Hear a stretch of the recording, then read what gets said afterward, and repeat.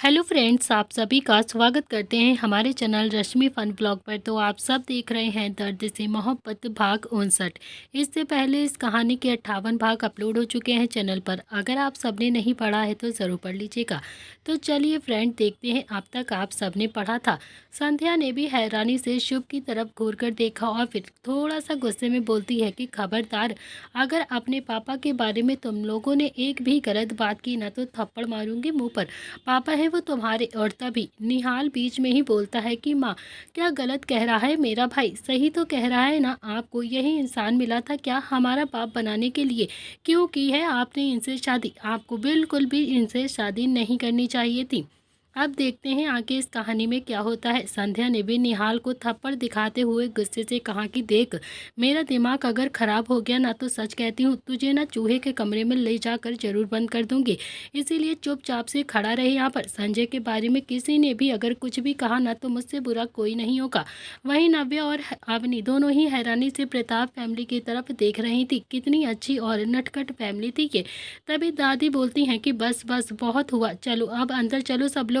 इतना कहकर उसने अवनी की तरफ देखा और बोली कि बेटा, बहुत ज़्यादा रात हो गई है, अब तुम कहाँ पर जाओगी? रुक जाओ ना आज यहाँ पर ही। अवनी अभी कुछ कहती उससे पहले ही संजय ने भी अब नव्या की तरफ देखते हुए कहा कि नव्या चलो तुम भी अंदर आ जाओ, मिस्टर ओबरॉय से मैं बात कर लूँगा, अब बहुत ज़्यादा रात हो गई है ना। नव्या ने भी ना में अपनी गर्दन हिलाते हुए कहा कि अरे नहीं अंकल, मैं चली जाऊंगी, कोई प्रॉब्लम नहीं होगी। इतना कहकर उसने थोड़ा सा गुस्से में निहाल की तरफ घूर कर देखा तो निहाल ने भी उसे एक फ्लाइंग किस देकर बोला कि ए, जब पापा मेरे कह रहे हैं तो फिर रुक जाना यहाँ पर, क्या जरूरत है तुझे जाने की? इतना कहकर उसने नव्या की बाजू पकड़ ली और फिर अपनी तरफ खींचना चाहा। उससे पहले ही संजय गुस्से से बोलता है कि छोड़ दे उसकी बाजू, वरना अभी के अभी पिट जाएगा मेरे हाथ से तू। निहाल ने भी थोड़ा सा बच्चे से मुंह बनाकर संजय की तरफ देखा और फिर नव्या की बाजू एक ही झटके में छोड़ दी। संजय ने फिर संध्या की तरफ देखकर कहा कि अब मेरा मुंह ही देखती रहोगी क्या? इन दोनों ही बहुओं को लेकर जाओ घर के अंदर। ये सुनकर तो नव्या और अवनी दोनों ही हैरानी से संजय की तरफ देखने लगती हैं। तो फिर संजय ने भी अपनी आंखें कसकर बंद कर ली और फिर एकदम से बोलता है कि अरे, तुम्हारे बच्चे मुझे एकदम से पागल कर देंगे, बिल्कुल पागल। इन दोनों बच्चों को लेकर अंदर जाओ। संध्या ने भी अब दोनों को अंदर चलने का इशारा किया और फिर दोनों ही अंदर की तरफ चली जाती हैं। और तभी निहाल भी एकदम प्यार से बोलता है कि दादी, मेरी बीबी का स्वागत तो कर लो ना आप अच्छे से। चंद्रकला ने भी पीछे पलटकर नील की तरफ घूर कर देखा और फिर बोलती हैं कि सुबह करूंगी जूते के साथ तेरा स्वागत, समझा तू? इतना कहकर दादी तो अब इन दोनों को लेकर अंदर चली गई थी। और फिर उन सबके जाते ही संजय बोलता है कि अब अंदर चलोगे कि नहीं तुम तीनों? तीनों ने ही ना में अपनी गर्दन हिला दी और फिर संजय ने दांत पीसते हुए गुस्से से कहा कि अगर मैंने दरवाज़ा बंद कर लिया ना तो सच कहता हूँ एड़ी से सर तक का जोड़ लगा देना तुम, मैं दरवाज़ा नहीं खोलूँगा। इसीलिए चुपचाप से लास्ट बार कह रहा हूँ अंदर चलो। शुभ ने बोला कि पापा आप मारोगे तो नहीं? संजय ने कहा कि नहीं मारूंगा, अब चुपचाप से अंदर चलो। तीनों ही अब एक एक करके चुपचाप से अंदर आ गए थे। तीनों ही भाई जैसे तैसे अब अपने कमरे की ओर बढ़ गए थे और फिर नील भी अपने कमरे की ओर आ गया था। उसने बेड की तरफ देखा तो वो एकदम से खाली पड़ा हुआ था। नील ने अपने सिर को खुजाकर कहा कि यार रुद्र कहाँ गया? उसने पूरे कमरे में नजर घुमाई तो रुद्र उसे कहीं भी नहीं मिलता है। और अचानक से ही नील के चेहरे पर बड़ी सी मुस्कुराहट आ गई थी। वो एकदम से पलटा और फिर हॉल की तरफ झांक कर बोलता है कि पापा आपकी परवरिश कमरे में नहीं है। ये सुनकर तो शुभ और निहाल जो कि अभी सीढ़ियों पर अपने कमरे की ओर जा रहे थे वो एकदम से रुक जाते हैं और मुस्कुराने लगते हैं। तो संजय और संध्या दोनों ही हैरानी से नील की तरफ देखने लगती हैं। नव्या और अवनी भी अब एक दूसरे को देखकर हैरान हो रही थी। दादी ने तो अपनी हथेली अपने माथे पर मार ली थी क्योंकि उसे तो एकदम से समझ में आ गया था कि अब घर में क्या नौटंकी है जो अभी बाकी रह गई है। संजय ने कहा कि क्या कहा तूने? नील ने इस बार हंसकर कहा कि यही कि आपकी परवरिश कमरे में नहीं है। संजय ने दादी की तरफ घूर कर देखा और कहा कि दादी देखना जरा, आपके कमरे में तो नहीं है आपका वो लाडला पोता। दादी ने जल्दी से अपने कमरे में जाकर देखा तो वहां पर दिग्विजय सिंह जी अकेले सो रहे थे। दादी भी जल्दी से वापस हॉल में आई और बोली कि नहीं, संजय के पिताजी तो अकेले ही सो रहे हैं। ये सुनकर तो अब सारे ही भाई जोर जोर से हंसने लगे थे और फिर शुभ और निहाल तो जैसे हंस हंस कर एकदम से लोटपोट हो गए थे। दोनों ही अब सीढ़ियों पर आराम से पैर पटक कर बैठ गए। तो वहीं नील भी अब अपने कमरे के बाहर कॉरिडोर में जो पिलर था उसे पकड़कर जोर जोर से हंसने लगा था। वो तीनों ही इस वक्त जोर जोर से हंस रहे थे। तो संजय और संध्या एक दूसरे को देख रहे थे। तो संध्या भी अब इधर उधर देखने लगती है और फिर संजय ने दांत पीसते हुए कहा कि क्या खा कर पैदा किया है तुमने इन लोगों को। संध्या इधर उधर देखकर बोलती है कि वो मुझे अभी ठीक से याद नहीं है। फिर उसने दादी की तरफ देखकर कहा कि दादी क्या खाया था मैंने जब 2 शैतान पैदा किए थे, क्या आपको याद है? दादी बोलती हैं कि अरे तू ही तो कह रही थी ना कि मुझे मूली के पराठे खाने हैं और फिर अचार, मैंने तेरे लिए मूली के पराठे बहुत ज़्यादा बनाए थे, मिर्ची का ढेर सारा अचार भी था और फिर हाँ रायता भी बनाया था। तू ही कह रही थी ना कि बहुत ही ज़्यादा स्वाद है, बहुत ही ज़्यादा स्वाद मेरे हाथों में है। भूल गई क्या तू? उससे पहले सुबह तूने कहा था कि तुझे कचौरी खानी है और फिर मैंने तेरे लिए ढेर सारी कचौरी भी बनाई थी और मैं कितने प्यार से तुझे कचौरी खिला रही थी। उस दिन से लेकर आज तक कचौरी भी नहीं बनाई है। मेरा तो बड़ा मन है संध्या कचौरी बनाने का। कल एक काम करते हैं, नाश्ते में कचौरी बनाते हैं, ये सब लोग भी कितना खुश होकर खा लेंगे, है ना? और तभी संध्या बोलती है कि हाँ माँ जी आप बिल्कुल ठीक कह रही हो। कल एक काम करती हूँ, मैं ना मूंग की दाल अभी भिगो देती हूँ, सुबह तक भीग जाएगी और फिर सुबह हम अच्छे से कचौरी बनाएंगे सबके लिए। सास बहू की बातें सुनकर तो अब संजय भी जोर से गुस्से से चिल्लाता हुआ बोलता है कि शट अप, शट अप, ये कोई वक्त है क्या ये सब कुछ डिस्कस करने का? मैं पूछ रहा हूँ कि रुद्र कहाँ पर है? इतना कहकर उसने अपने तीनों ही बेटों को घूर कर देखा जो कि अभी भी अपने दांत फाड़ रहे थे और एकदम से खुश हो रहे थे। और तभी नील बोलता है कि क्या हुआ है पापा, कहाँ गई आपकी परवरिश, मुझे तो दिखाई नहीं दे रही। अरे हाँ, हो ना हो आपकी परवरिश गई होगी किट्टू के कमरे में। इतना कहकर वो अब और जोर जोर से हंसने लगता है और फिर शुभ और निहाल तो बिल्कुल पागल ही हो गए थे। संजय ने भी दांत पीसते हुए गुस्से से कहा कि तू अपने कमरे में जा और अगर तू वापस आया ना तो जूता फेंक के मारूंगा तेरे मुंह पे, समझा तू? इतना कहकर संजय ने भी अपनी चप्पल निकालकर उसे दिखाई और फिर चप्पल देखकर तो नील अब थोड़ा सा डर गया था और फिर एकदम से बोलता है कि हाँ ठीक है, जा रहा हूँ मैं अपने कमरे में, आप अपनी परवरिश को देख लीजिए। इतना कहकर वो भी अब इधर उधर नज़र घुमाता है तो उसकी नज़र अब अवनी पर पड़ती है और फिर वो अवनी को देखकर बोलता है कि सुबह मुझसे मिलिए बिना मत जाना तुम, ओके? अवनी थोड़ा सा गुस्से में नील की तरफ घूर कर देख रही थी और फिर नील ने भी अब अवनी को एक फ्लाइंग किस दी और चुपचाप से अपने कमरे के अंदर चला गया। उसके जाते ही संजय ने थोड़ा सा गुस्से में शुभ और निहाल की तरफ घूर कर देखा जो कि अभी भी अपने दांत फाड़कर हंस रहे थे। दोनों कुछ भी नहीं बोलते हैं और फिर संजय ने दांत पीसते हुए कहा कि तुम दोनों जाओगे या फिर मैं छोड़कर आऊँ तुम दोनों को? दोनों ने ही एक साथ ना में अपनी गर्दन हिला दी और फिर निहाल एकदम से उठ गया और फिर अपनी पैंट को झाड़ने लगता है और तभी शुभ ने भी उसे अपना एक हाथ दिखाते हुए कहा कि भाई उठाते ना यार, कितना ज़्यादा थक गया हूँ मैं, प्लीज़ मेरी हेल्प कर दे। निहाल ने शुभ का हाथ पकड़कर उसे थोड़ा सा जोर लगाया तो शुभ भी सीढ़ियों से उठ गया और फिर दोनों ही भाई एक दूसरे को संभालते हुए वहाँ से गाना गाते हुए चले जाते हैं। और लेकिन जाते ही जाते निहाल ने भी हल्का सा पलटकर एक मीठी सी मुस्कुराहट के साथ नव्या की तरफ प्यार से देखा और फिर ना चाहते हुए भी एकदम चिल्लाकर बोला आई लव यू नव्या। उसके गाल तो हल्के हल्के से अब शर्म की वजह से लाल हो गए थे और फिर वो भी संध्या की तरफ इधर उधर देखने लगती है। दोनों ही भाई अब सीधा अपने कमरे की तरफ जा चुके थे और फिर संजय ने अवनी और नव्या की तरफ देखकर प्यार से कहा कि तुम दोनों भी चली जाओ। और तभी संध्या बोलती है कि तुम दोनों एक ही कमरे में सो जाओगी ना या फिर अलग अलग कमरा दूं? तो दोनों ने ही हाँ में अपनी गर्दन हिला दी और बोला कि हम दोनों एक कमरे में सो जाएंगे। संध्या ने एक कमरे की तरफ इशारा करते हुए कहा कि उस कमरे में चली जाओ और आराम से सो जाना। दोनों ही वहाँ से जाने लगी तो संध्या ने पीछे से रोकते हुए कहा कि तुम दोनों ने खाना तो खा लिया होगा ना, या फिर नहीं मैं तुम दोनों के लिए कुछ बना दूं? तो दोनों ने ही ना में अपनी गर्दन हिलाई और फिर सीधा कमरे की तरफ चली जाती हैं। उसके जाते ही अब दादी ने भी संजय की तरफ देखकर कहा कि रुद्र किट्टू के कमरे में चला गया है। संध्या बोलती है कि पता नहीं। संजय ने कहा कि तुम देखकर आओ कि वो कहाँ पर है। संध्या बोलती है कि नहीं मैं नहीं जाती, क्या पता किस स्थिति में हो वो दोनों, मैं नहीं जाऊंगी। दादी ने संध्या की तरफ घूर कर देखा और कहा कि ओहो तुझे बड़ी शर्म आ रही है, 3 बच्चे पैदा कर लिए हैं तूने और तब तुझे शर्म नहीं आई थी, अब तुझे शर्म आ रही है? हट, मैं देख कर आती हूँ कि क्या हो रहा है वहाँ पर। इतना कहकर दादी ने भी अपनी साड़ी कमर पर टाँगी और फिर सीढ़ियों से होते हुए सीधा ऊपर की तरफ जाने लगी। संध्या ने भी एक नज़र अब संजय की तरफ देखा तो संजय ने भी अगले ही पल संध्या का हाथ पकड़कर अपनी तरफ खींचा और फिर संध्या संजय के सीने से जा लगती है। संजय ने भी संध्या के माथे को प्यार से चूमकर कहा कि क्या कह रही थी तुम मुझसे कि क्यों देख रहे हो मुझे? मैं क्या करूं? चलो कमरे में बताता हूं अभी क्या करना है और क्या नहीं करना है। इतना कहकर अब संजय ने भी संध्या के गाल पर हल्का सा किस कर लिया और फिर उसके हल्का सा नजदीक गया। इतने में ही नील की आवाज़ आती है, हाँ खुद तो रोमांस कर रहे हो, हमें मार मार के कमरे में भगा रहे हो, ये तो बहुत गलत बात है ना। संध्या और संजय दोनों ही एक दूसरे से जल्दी से दूर हो गए और फिर संजय ने भी फिर से दांत पीसते हुए कहा कि तू जाएगा कि नहीं। नील ने भी ना में अपनी गर्दन हिला दी और फिर संजय ने पास रखा हुआ एक क्वेश्चन उठाया और फिर जोर से नील की तरफ फेंका तो नील भी जल्दी से अपने कमरे के अंदर भाग गया। तो वहीं दूसरी तरफ रुद्र किट्टू को बाहों में लिए खड़ा हुआ था। किट्टू धीरे से बोलती है कि सर प्लीज़ चले जाइए। रुद्र ने ना में अपनी गर्दन हिलाई और फिर किट्टू के चेहरे को हल्का सा अपने हाथ में उठाते हुए कहा कि कहा था ना रोना मत, तो फिर क्यों रोई तुम?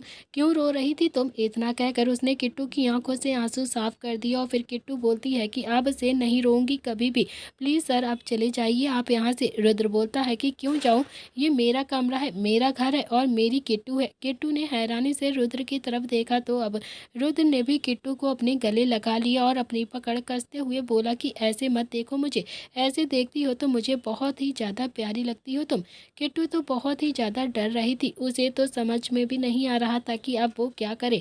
आवाज़ लगाकर किसी को बुला भी तो नहीं सकती थी वो। किट्टू ने फिर से अब रुद्र की कमर पर हल्का सा हाथ मार कर कहा कि सर प्लीज़ प्लीज़ दूर हो जाइए, चले जाइए आप यहाँ से। रुद्र भी किट्टू से एक बार भी दूर नहीं हुआ। उसने भी ना में अपनी गर्दन हिलाते हुए कहा कि मैं नहीं जाऊँगा, मैं यहाँ पर ही रहूँगा, तुम्हारे पास ही सोऊंगा, शादी के बाद भी तो तुम्हारे पास ही सोना है मुझे। ये सुनकर तो किट्टू अब और भी ज़्यादा हैरान हो गई थी। वो मन ही मन बोलती है कि शादी सोनम मैम से करेंगे तो फिर मेरे पास क्यों रहेंगे आप। रुद्र ने किट्टू की बाजू पकड़ी और फिर उसे लेकर सीधा बेड पर आ गया और फिर वो लेटता हुआ बोलता है कि मेरा सिर दबा दो, बहुत ज़्यादा दर्द हो रहा है मेरे सिर में। इतना कहकर वो अब किट्टू की गोद में सिर रखकर लेट गया था और फिर किट्टू ने भी अपने कांपते हुए हाथों से रुद्र के सिर को दबाना शुरू कर दिया, लेकिन उसे बहुत ही ज़्यादा घबराहट हो रही थी। तो वहीं रुद्र ने भी अब किट्टू के आंचल को अपनी मुट्ठी में भर लिया था। शायद उसे ऐसा लग रहा था कि जैसे अगर वो सो गया तो फिर किट्टू उसे छोड़कर चली जाएगी। धीरे धीरे किट्टू ने रुद्र का सिर अच्छे से दबाया तो रुद्र को भी बहुत ही गहरी नींद आ गई थी। किट्टू ने रुद्र का सिर धीरे से तकिए पर रखा और फिर चुपचाप से बेड से उठने लगी। वो उठकर अभी एक ही कदम चली थी कि तभी उसने अपने साड़ी के पल्लू पर एकदम से खिंचाव महसूस किया। उसने हल्का सा पलट कर देखा तो रुद्र ने भी किट्टू का आंचल अपनी मुट्ठी में कसकर भरा हुआ था। तभी किट्टू की नज़र अचानक से दरवाजे पर गई जहां पर दादी अभी गुस्से से खड़ी हुई थी। दादी को देखकर तो अब किट्टू को और भी ज़्यादा घबराहट हो गई थी। दिल ही दिल उसे बहुत ज़्यादा डर लगने लगा था। उसे तो पता भी नहीं था कि दादी कैसे रिएक्ट करेंगी। वैसे भी रुद्र नीचे इतना ज़्यादा ड्रामा करके आया था। दादी ने भी एक कदम आगे बढ़ाया तो किट्टू की आंखें अब और भी ज़्यादा झलक गई थी। वो भी अपनी सफाई देते हुए बहुत ही प्यार से मगर हकलाती हुई आवाज़ में बोलती है कि सर खुद आए थे, मैंने नहीं बुलाया था, सच में मैं सच कह रही हूँ, झूठ नहीं बोल रही हूँ मैं। दादी एक कदम किट्टू की तरफ बढ़ाते हुए बोलती हैं कि अरे तुम बात बात पर ऐसे रोने क्यों लगती हो, मुझे पता है कि तुम झूठ नहीं बोल रही हो, यही नालायक यहाँ पर आया है, यही झूठा है एक नंबर का बदतमीज़ कहीं का।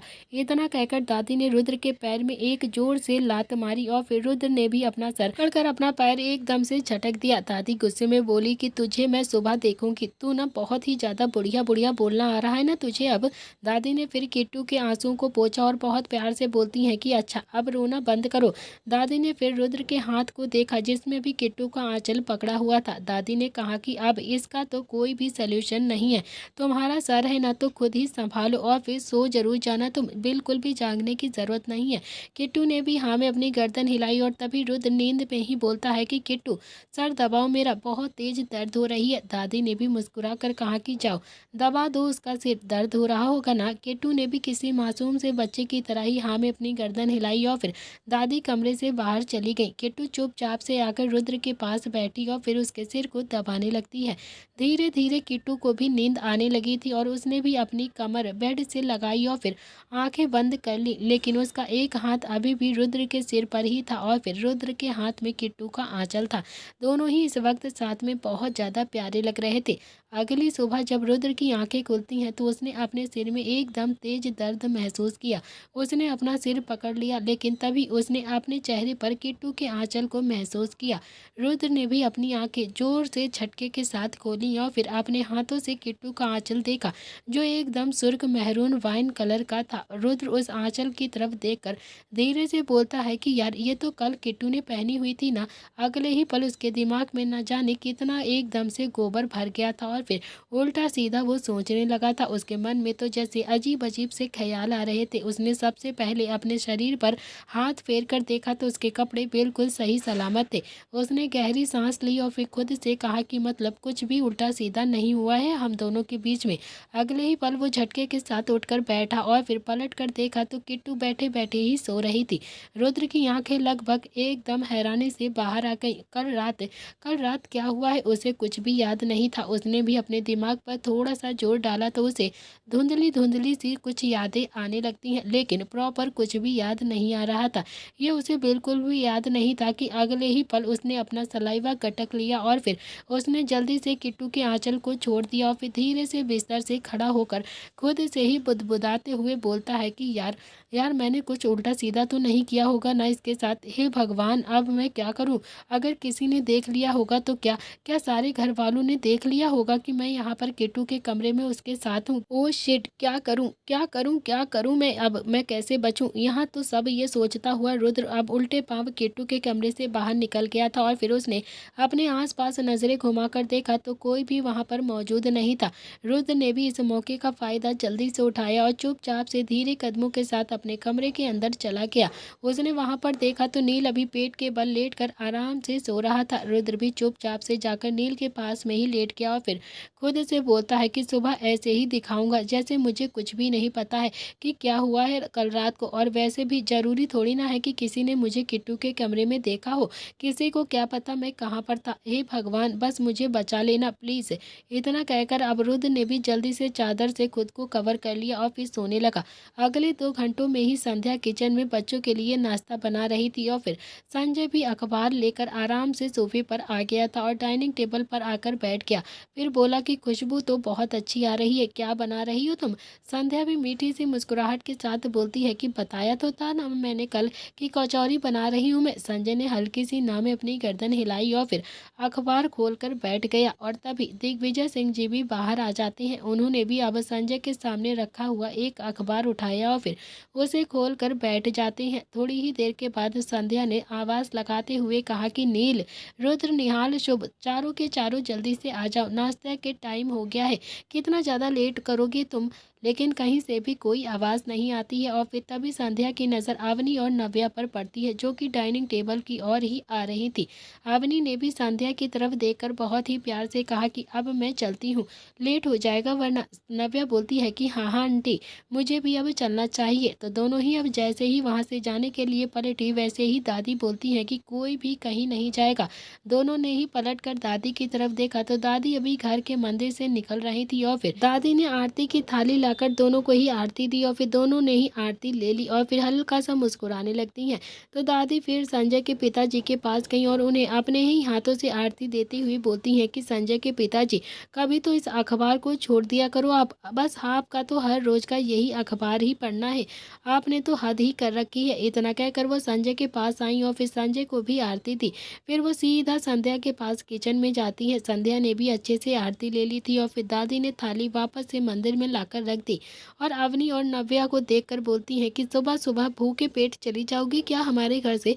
बिल्कुल भी अच्छा नहीं लगता है ना ऐसे जाना। तुम इस घर में मेहमान हो तो चलो अब बैठकर सबके साथ अच्छे से खाना खा लो। दोनों ने ही एक दूसरे की तरफ देखा और फिर ना में अपनी गर्दन हिलाते हुए एक साथ बोलती हैं कि अरे नहीं दादी। दादी बोलती हैं कि दादी कोई नहीं वही नहीं करता है, समझी तुम। अब चुपचाप से जाकर डाइनिंग टेबल पर बैठो और कोई भी बिना खाए कहीं नहीं जाएगा।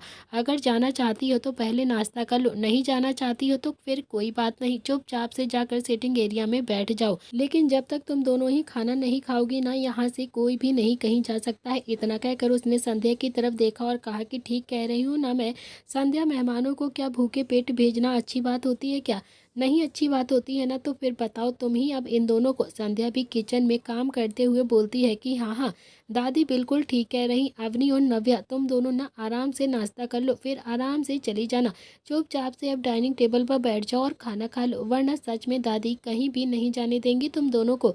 दोनों ने ही अब एक नज़र संजय की तरफ देखा तो संजय ने भी अपना अखबार अपने चेहरे से हल्का सा हटाया और फिर दोनों को देखकर बहुत ही प्यार से बोलता है कि यहाँ पर मेरी नहीं चलती है, यहाँ पर होम मिनिस्टर की ही चलती है, तो फिर मेरी तरफ देखने से कोई फ़ायदा नहीं है।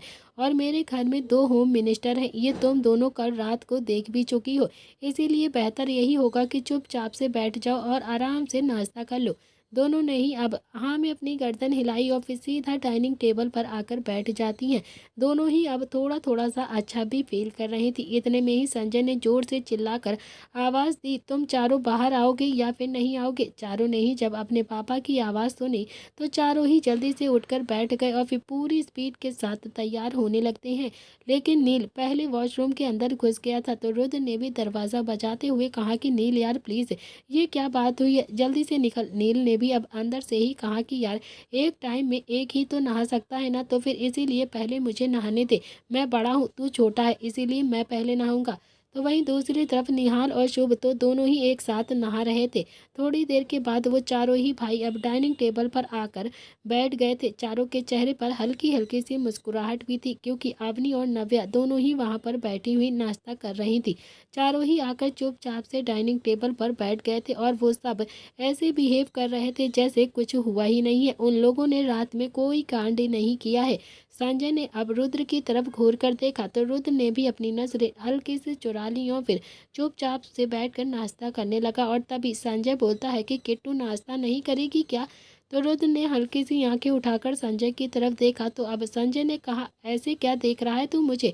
पूछ रहा हूँ किट्टू नीचे नाश्ता करेगी या फिर तू उसके लिए ऊपर ही लेकर जाएगा नाश्ता? रुद्र कुछ भी नहीं बोलता है क्योंकि उसे अंदर ही अंदर थोड़ी सी शर्म भी आ रही थी और फिर चुपचाप से वो बैठा रहता है। तभी संध्या ने भी रुद्र की कमर पर एक हाथ मारकर कहा कि जाकर उस लड़की को भी बुला कर ला अभी के अभी, समझा तू? वो भी तो हम सबके साथ नाश्ता करेगी। तुझे क्या लगता है कि तू बस अपना पेट भरना जानता है? रुद्र भी चुपचाप से खड़ा हुआ और सीढ़ियों से होता हुआ अपने कमरे की ओर जाने लगा। लेकिन रुद्र के दिल की धड़कनों अभी बहुत ही तेज से धड़क रही थी। रुद्र खुद से ही बड़बड़ाते हुए बोलता है कि यार मैं पहले ही इतना ज़्यादा नर्वस हूँ, तू अलग से परेशान कर रही है। इतनी तेज भागने की क्या ज़रूरत है तुझे? ऐसा कुछ भी नहीं होगा। वैसे भी खरगोश तुझसे बहुत ज़्यादा डरती है, वो तुझसे कुछ भी नहीं पूछेगी, कुछ भी नहीं। लेकिन हाँ, तभी रुद्र के मन में एकदम से कहा कि अगर उसने कुछ पूछ लिया तो तब तू क्या करेगा? क्या जवाब देगा तू उसे? रुद्र खुद को तैयार कर रहा था। उससे पहले ही नील ने टेबल बजाते हुए कहा कि शुभ, रुद्र कौन सा गाना गा रहा था कल रात को, तुझे याद है क्या? तभी शुभ ने कहा कि हाँ हाँ याद है, तेरे होकर रहेंगे, तेरे होकर रहेंगे।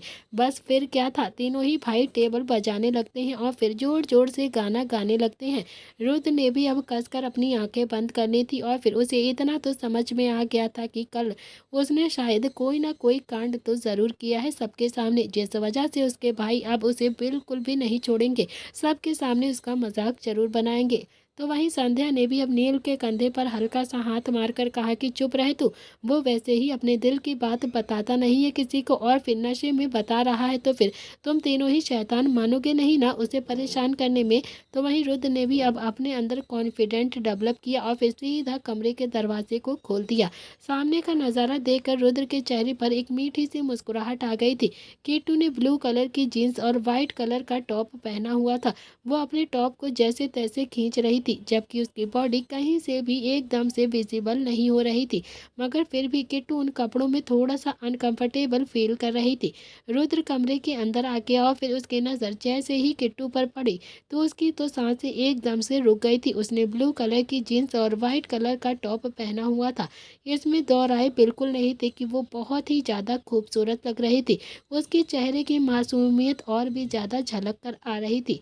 कोई देखकर ये नहीं कह सकता था कि इस लड़की ने अपनी ज़िंदगी के कितने ही साल बहुत ही ज़्यादा गरीबी में गुजारे होंगे और खुद ही अपनी माँ को अकेले संभालते हुए उस लड़की ने अपने बचपन को भी कुर्बान कर दिया होगा।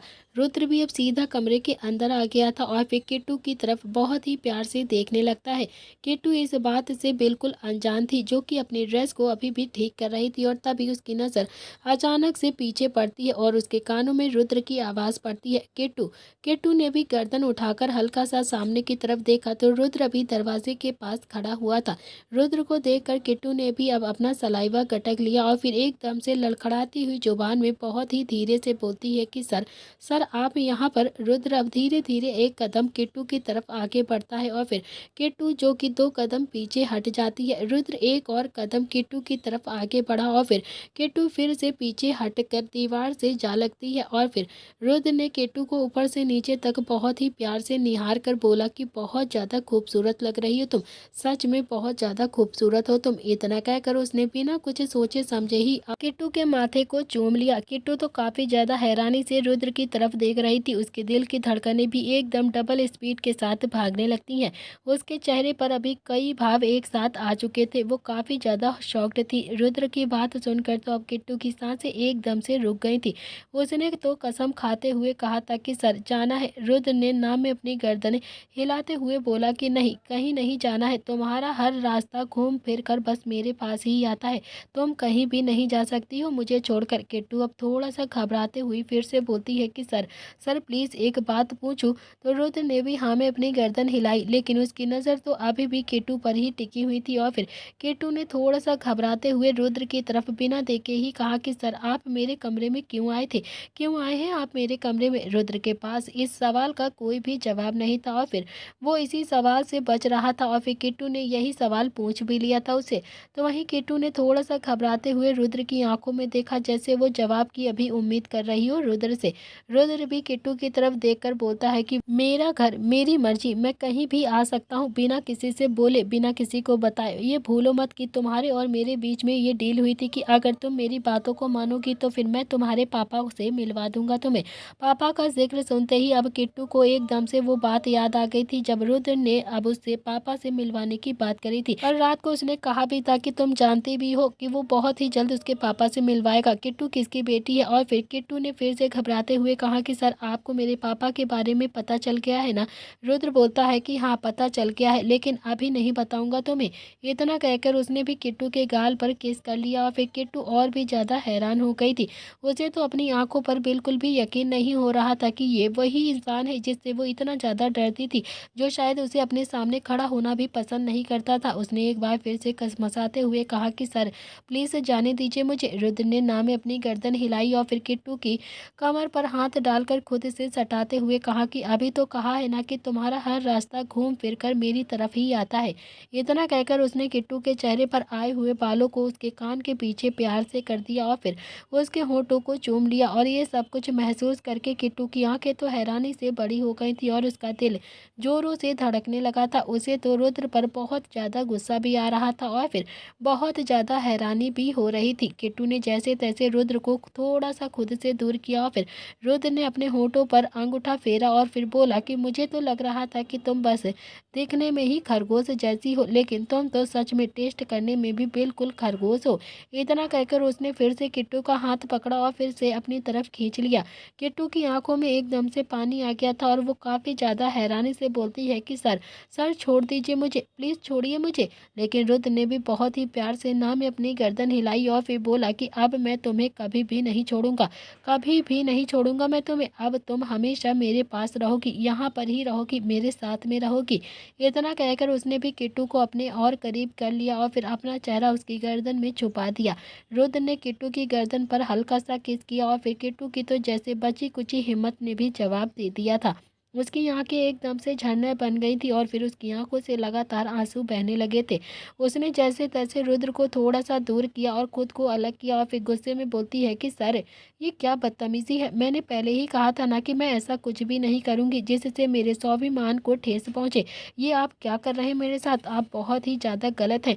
आप गलत समझ रहे हो मुझे। आपकी शादी होने वाली है किसी और के साथ। आपको सोनम मैडम पर ध्यान देना चाहिए, मुझ पर नहीं। मैं आपकी कोई नहीं हूँ। रुद्र भी कुछ देर तक तो हैरानी से किट्टू की तरफ ही देखता रहता है और फिर एक लड़की जो उसके सामने सांस लेते हुए भी इतना ज़्यादा डरती थी, आज वो इतना कुछ बोले जा रही थी। लेकिन रुद्र को तो उसके बोलने से जैसे खास कोई भी फर्क नहीं पड़ रहा था। उसने एक बार फिर से किट्टू की कमर पर अपना हाथ डालकर उसे अपने करीब खींच लिया और फिर बोला कि मेरी आंखों में आंखें डालकर कहो, क्या कह रही थी तुम? जरा फिर से बोलना। तुम एक बार फिर से बोलो। किट्टू एक बार फिर से नर्वस हो गई थी और फिर रुद्र ने भी किट्टू की इस हालत का फायदा उठाया और फिर एक बार फिर से उसके होंठों पर अपने होंठ रख दिए और उसे डीपली किस करने लगा।